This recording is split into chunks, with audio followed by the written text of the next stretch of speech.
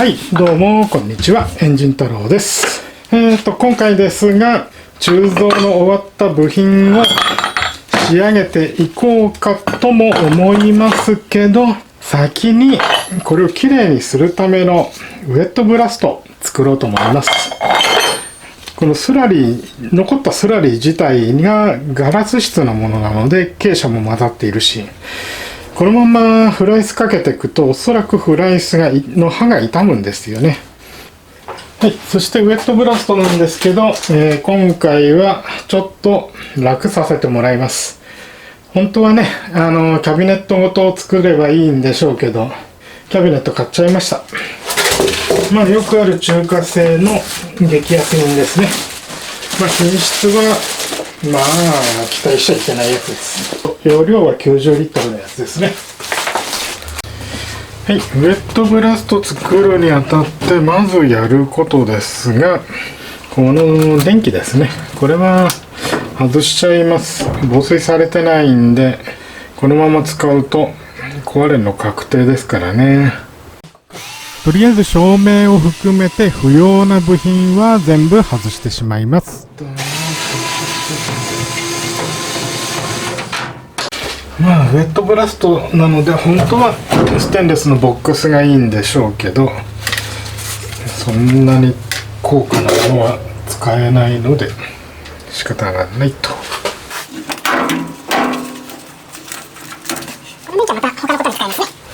はい、これで箱だけになったと。次にやるのは水が漏れると嫌なので、このロートの部分など、継ぎ目の部分すべてにシーラント塗って防水します。これで取れたと。はい、動画撮り忘れたのでもういきなり完成してますが、とにかくすべての目地を埋めました。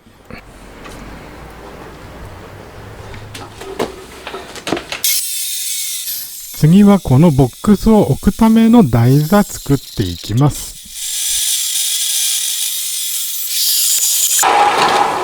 全部切り終わって整えました。よし。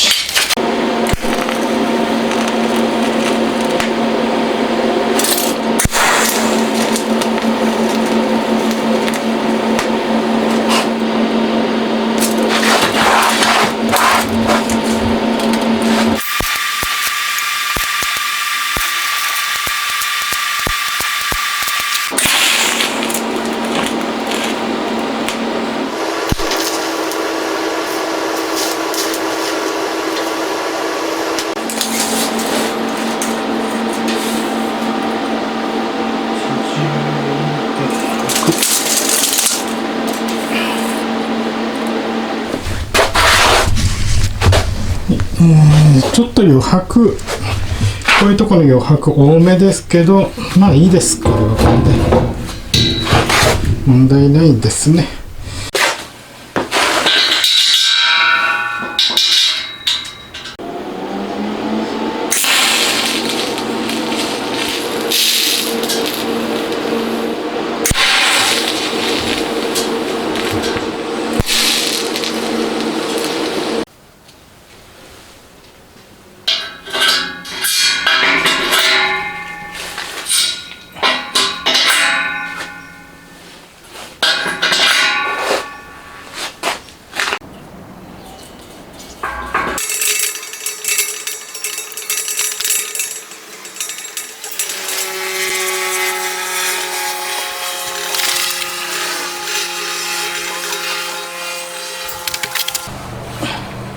これでこうやって下側にフックかけて引っ張ってる状態ですね。こうやってもうこれで落ちるっていうことはないでしょう。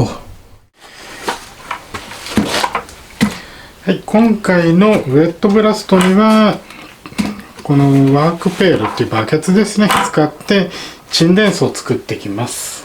使うのはガラスビーズなので水より比重が重いということもあって、まあ沈降してきますね。水とガラスビーズ分離させて上澄みのみ廃棄捨てていくっていう感じですね。これと同じものをもう1個用意してあるので2段階にするんですよね。これをそこに敷いとけば少しは、こっちが前側に集まってくれると思います。こんな感じで見えるかな、斜めになって、この先端側に集まってくれるようにしてます。まあ防水がてら全部をシーラントでコーティングしてあります。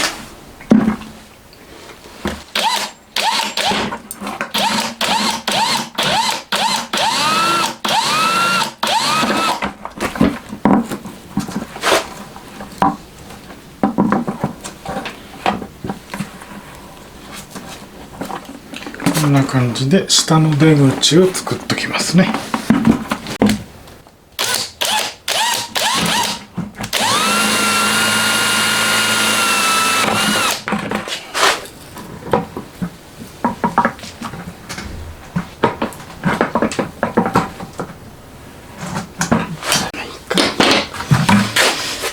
こんな感じで穴開け加工は OK と。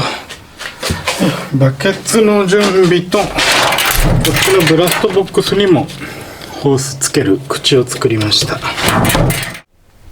今回のウェットブラスト作りでは、この高圧洗浄機が肝となります。これがコンプレッサーの代わりになるので、これにつくガンを作っていきます。これがブラストガンになるやつなんですけど、ノズル側の加工ですね。まあノズル側はここを取ってここと入れ替える形で、これの2個1をやってきます。完成予想図はこんな感じになると思います。外して、この中に六角のノズルがついてるんで、それを外します。まあこれがこうくっつけば理想ですね。でもまあネジサイズ違うんで、ここ変換しなきゃですね。はい。アダプターつけて、あとはこれをつけたいんですが、ちょっと入らないので削りますね。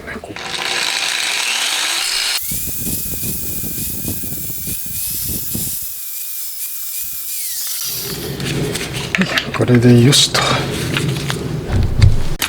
どうでしょう。まあこのブラストガンでうまくいってくれれば万々歳ですね。ダメならまた考えます。こんな感じで、ホースつけてケルヒャセットして、でこの水の中にホースの先を入れて吸い上げてくれれば、成功ですね。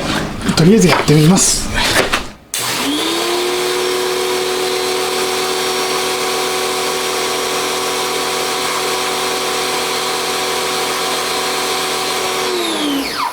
十分吸い上げ能力はありますね。これなら、ブラストできそうです。メディアの吸い込み口は上につけるより下側につけたいんですよね。ここ利用した方がいいかな。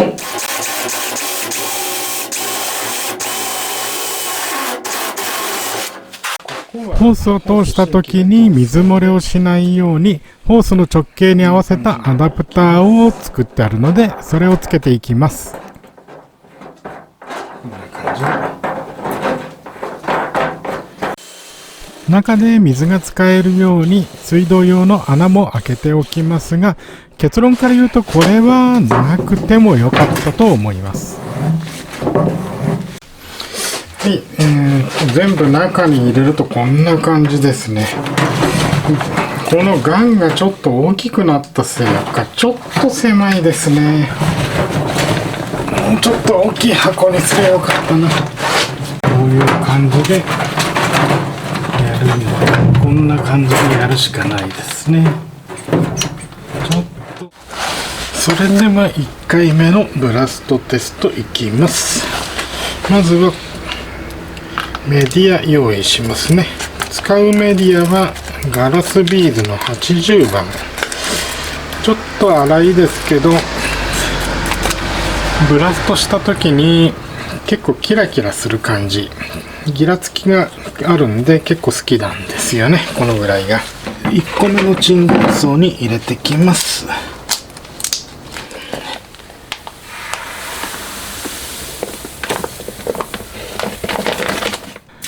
第2層に流れ込むくらいまで水を入れていきます。メディアの準備ができたらホースをすべてつないでテストの研磨進めていこうと思います。よし、はい、とりあえずブラストするパーツですが、このキャブのフロートカップですね、やってみます。一応初期段階こんな感じとイメージですね。結構汚いです。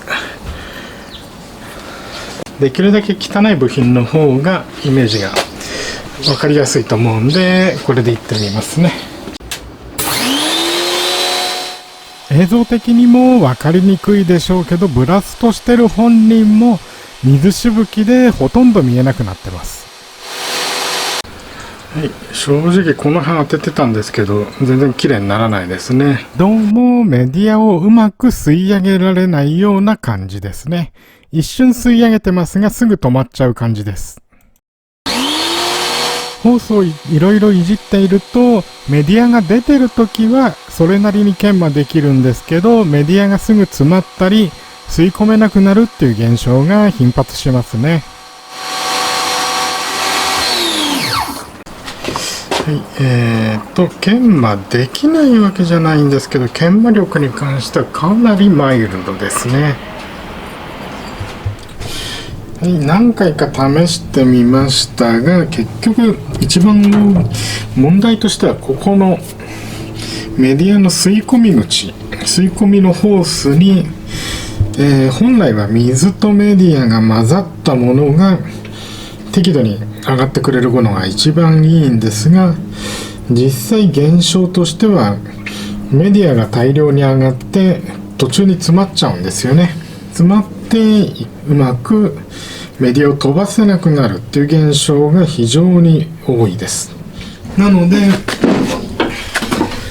この第1層のバケツですね、このバケツに攪拌装置をつけようと思います。そうすればメディアを適度に混ぜながら水と一緒に吸い上げてくれることを期待します。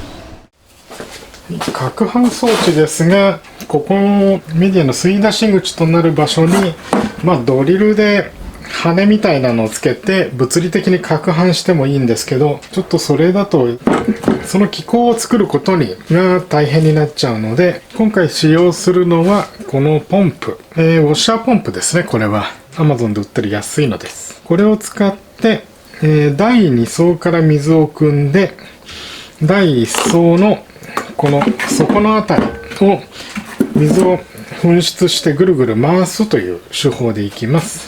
これでうまくいくといいんですけど、ちょっとわかんないね。ホースは、金魚なんかの水槽のエアレーション用のホースですね。水流は分岐装置を作って、一応4箇所ぐらいから出るようにします。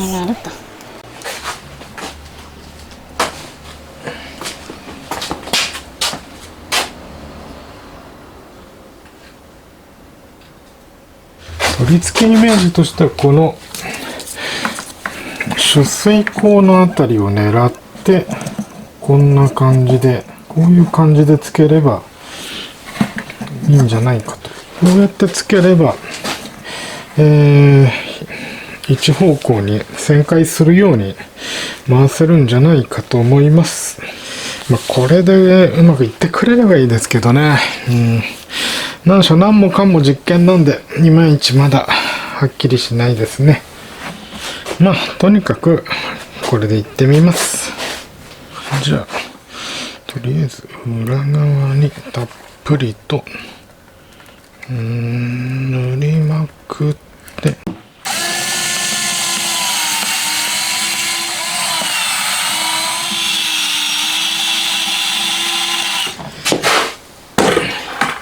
これで1層目の処置は一旦終わりで、あとはホースつなぐだけですね。まだポンプにはつないでませんが、ポンプの電源周りはもう全部セットしたんで、一応どういう水の流れをするかテストします。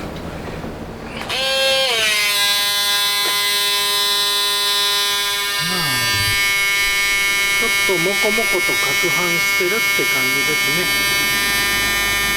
これ上からの水流が来ればまた少し変わると思います。では全部セットしてまたテストしてみますね。はい、今回も実験台になってもらうのはこのキャブのフロートですね。フロートチャンバーっていうのかな、フロート室の部分ですね。ちょっと汚いパーツ、やっぱ汚いパーツの方が目立っていいですね。一応この半分ぐらいをやってみようかと、まずとりあえずは思います。じゃあ準備しますね。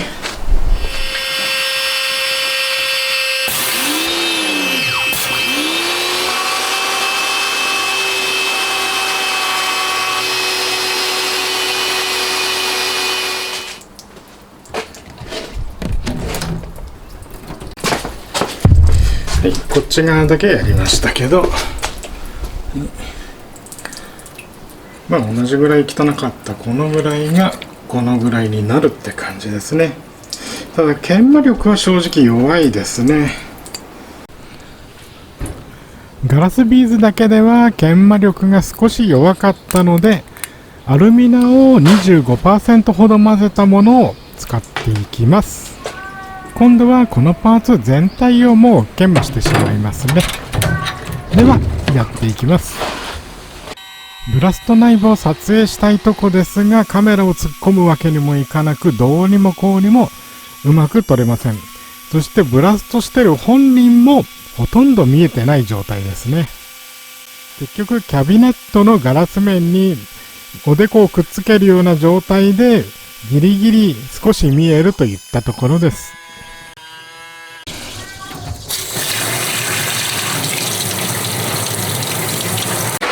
アルミナを混ぜたことにより研磨力がかなり補強されましたね。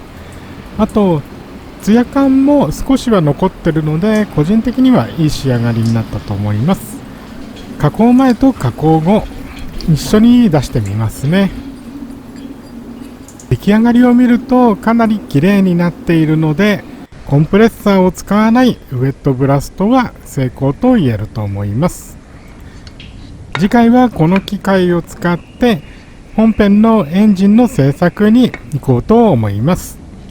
それではご視聴ありがとうございました。また次回もよろしくお願いします。